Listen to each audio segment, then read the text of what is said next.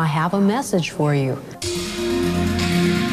You must begin to print a little paper and send it out to the people.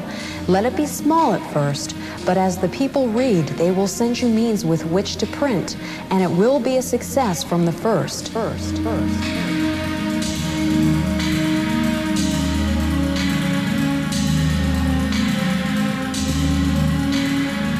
since the days in Battle Creek.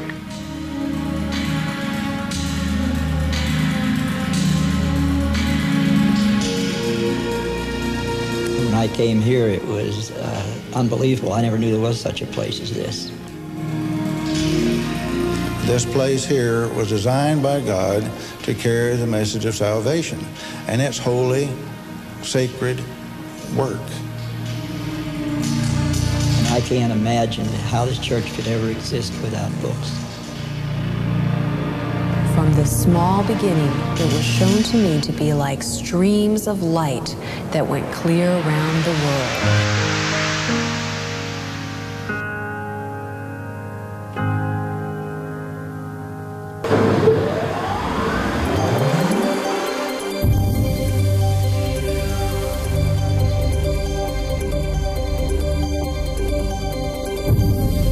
When Ellen White first described the future success of the little ragtag operation known as the Review and Herald, few present could have imagined how clear was the eye of prophetic vision.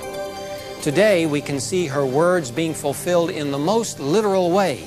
The tools and innovations of the past 100 years make commonplace what would have looked to our pioneers nothing short of miraculous.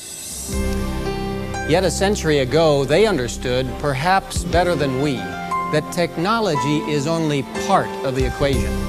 Far more important than the machines of the Review and Herald are the people behind them. People who are inspired by seeing prophecy fulfilled right before their eyes and who want to have a hand in it. The Holy Spirit has pulled us together from every corner of the earth to do His work, to proclaim the good news in every language to every person. Like our pioneers, we stand united, focused on this, our singular mission. Encouraged by our success, inspired by our prophetic heritage, we join hands with those who have gone before us, wondering what great thing God will do next. We know, as they did, we have nothing to fear for the future, except as we forget how God has led us in the past.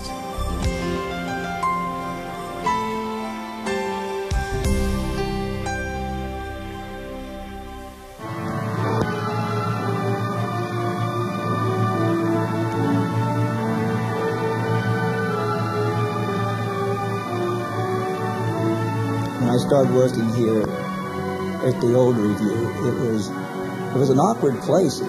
You'd go up one step and a set of stairs and you'd be one place, and go up another set just close to it and be somewhere else. And I had trouble for a little while figuring where I was. It had been added on to for many times, and there were a lot of little caves and other closets here, there, and yonder. And I've gotten lost in the old building many times. And you walk down the floor and the floors would creak because of the old wood, and you go look on above you and you see early 1900 materials, and then you'd see new materials right beside it, and sometimes you would find people working in little dark rooms you never even knew they were there. You know, I remember, product going up and down and up and down and up and down. We had a dumbwaiter between the art department on second floor. This is why they were stacked up like this. Art department, second floor.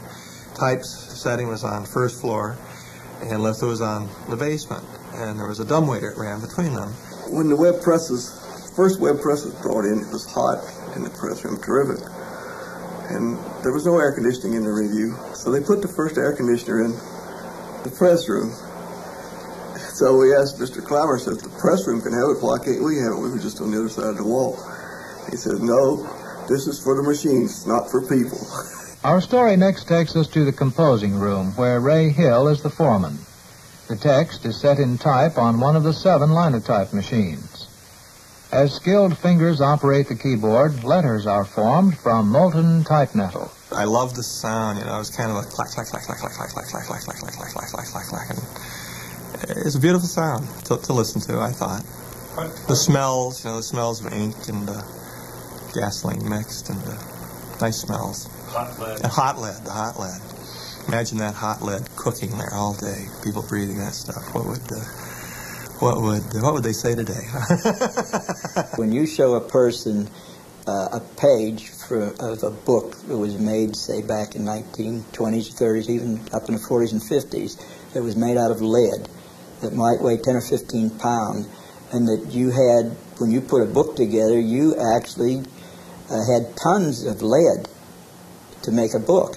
Then the pages are locked up in a frame known as a case, preparatory to being rolled to the presses. Oh, they were heavy.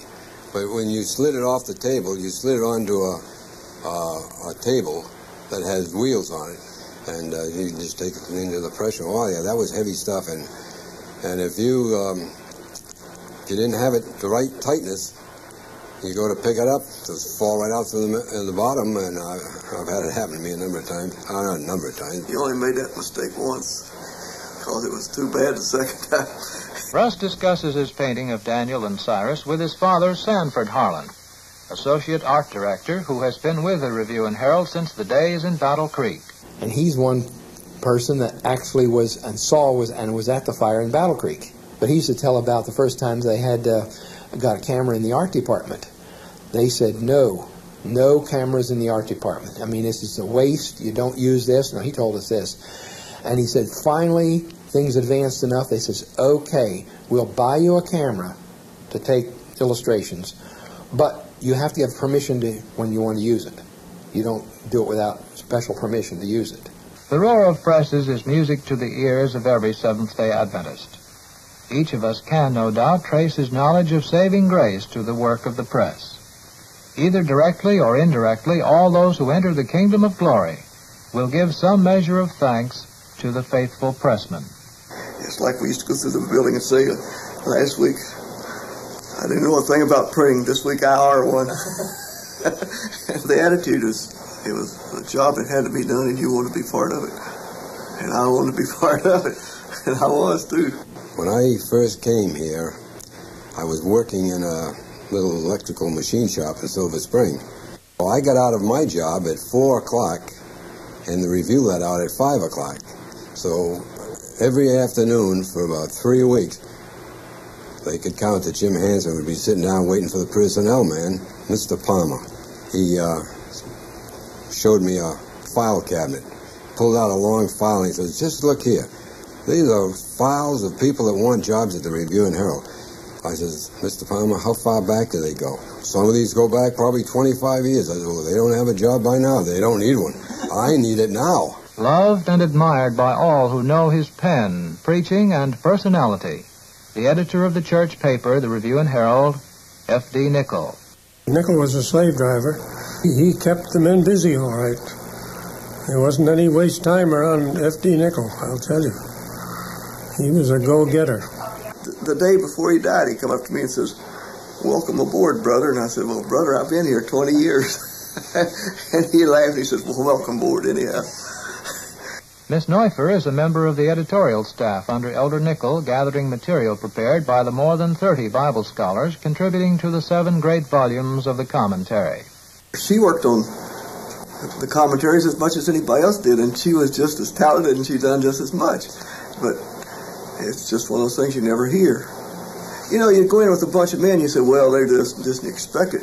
Well, she was doing just as good as the men, and then back in those days, you'd expect that kind of stuff. Women weren't treated that way in those days. And she was just a brilliant